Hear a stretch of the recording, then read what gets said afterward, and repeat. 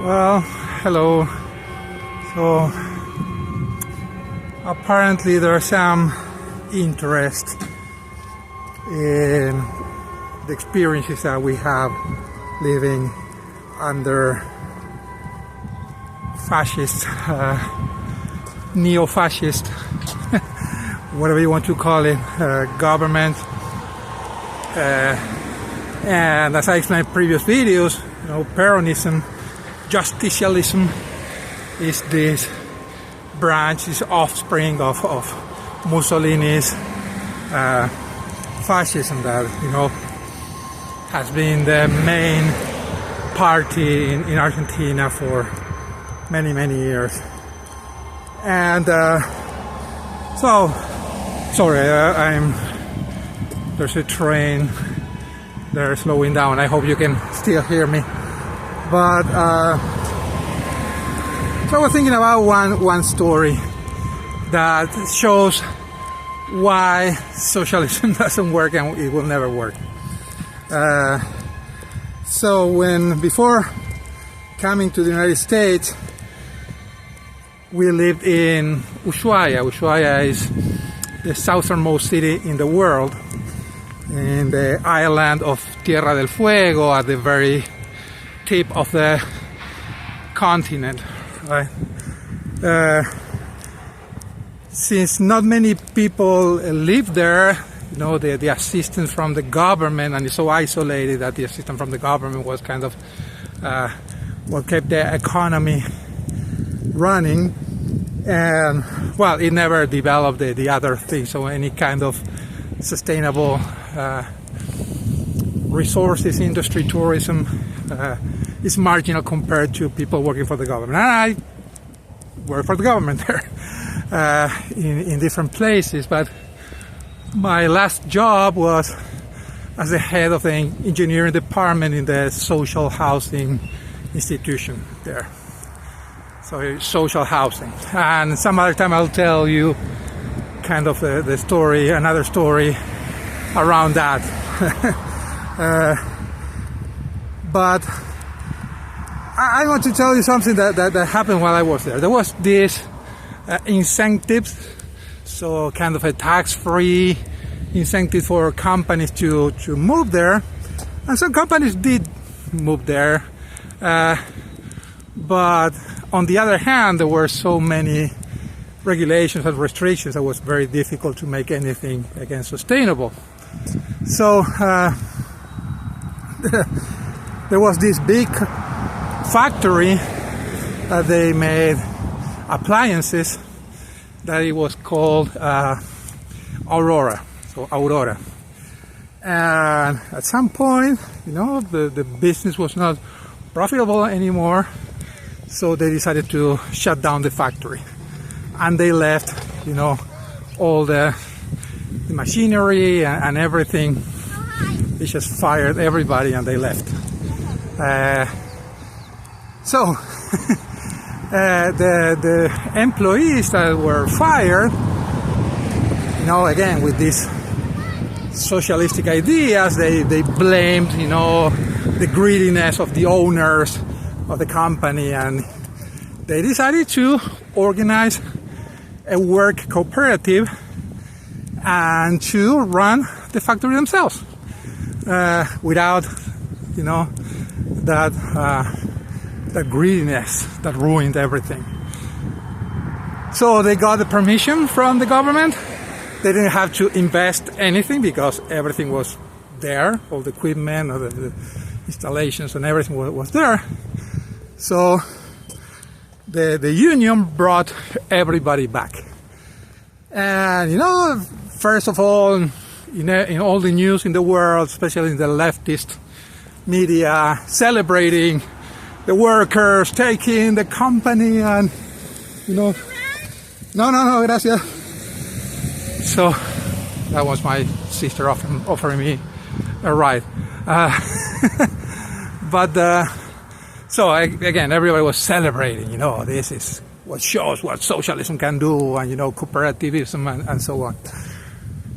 Well, I don't know the details, but I've heard that started having issues because now people, were doing different jobs, and they expected to get different salaries for the different jobs. So that created a lot of struggle. Why I'm working my butt off, in the floor with the machines, and you're just all day sitting playing solitaire in the computer and those kind of things.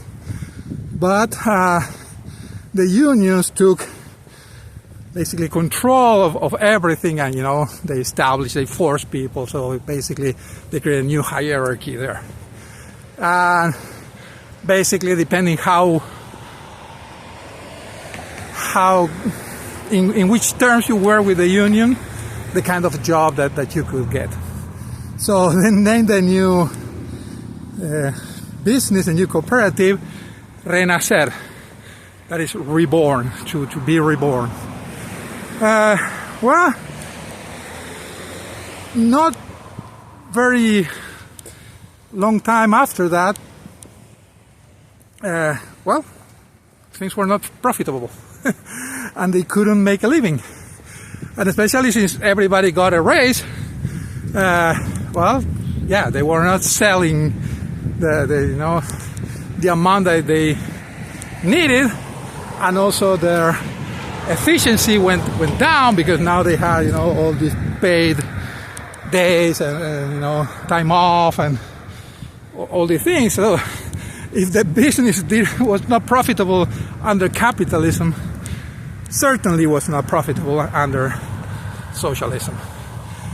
So, as I mentioned, I was working in the social housing institution, and we kind of built thousands of houses to house the poor. Funnily enough, and I will tell you the story some other time, I was not poor enough as an engineer to qualify for getting a social house, but also I was not rich enough to buy a house. It was impossible for me. So I was caught in a situation where I was actually renting a house built by the social housing institution and given to somebody who was poor, and that poor person was renting that house to me because I was not poor enough. So those are kind of the things that happened there. But like I was saying, we were building thousands of houses, and one of the things that the houses had to be fully equipped, so we had to get all the appliances for the houses. And the way it worked, at least in theory, was that you created I don't know terminology, sorry if I say it wrong, but you created a bid so different factories could offer, their products, their appliances, and we chose generally the lowest bidder, if he had certain standards of quality and so on. There was some corruption there. Luckily, I was never involved in any of that or forced to be involved in any of that. But yeah, there was some weird thing happening. But with this Renacer, Reborn, they went and cried to go to the government. Hey, we cannot make enough money. We cannot, And the government, that was socialist. Particularly socialist at that time, they said, yeah, we're going to help you. They couldn't afford to have the news talking about the failure of this cooperative. So what they did is they forced our institution to buy directly from the factory, from that factory, without any bidding, without any quality controls, without anything. We just had to buy, 2,000 washing machines from them. And yeah, suddenly they were profitable again for a short time.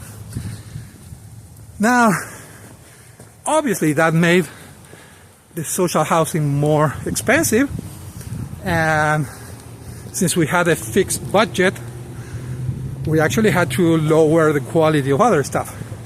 So really we had the poor people paying for these overpriced, low quality appliances.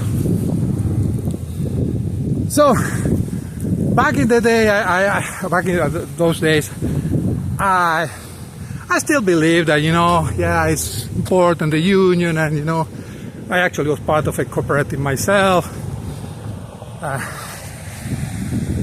My goodness.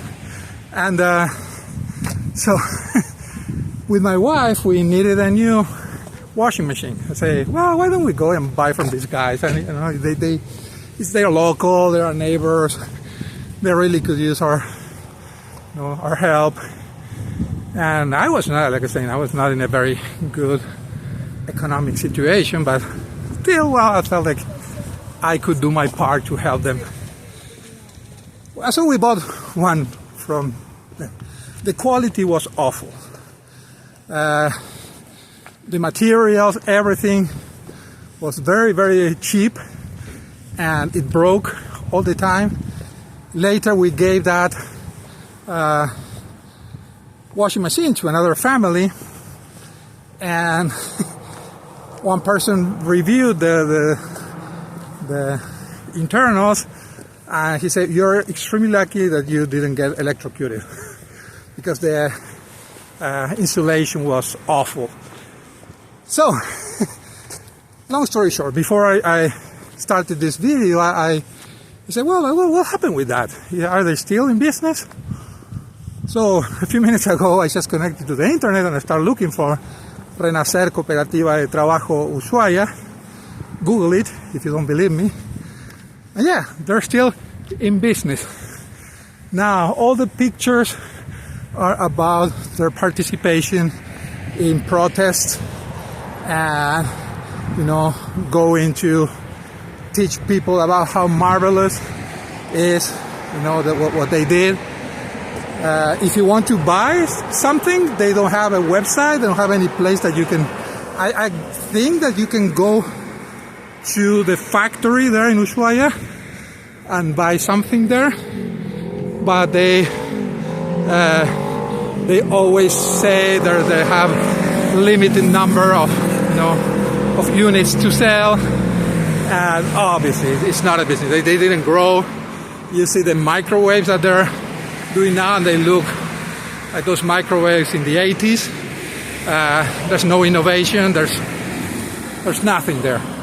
So, well, that's kind of what happens when you believe in these idealistic, socialistic ideas. Capitalism is not evil. It's the least evil of all the options. It's the one that gives you the most freedom. And socialism doesn't work. So if you have any questions or any thoughts, don't hesitate to contact me in the comment. See you in the next one. Bye.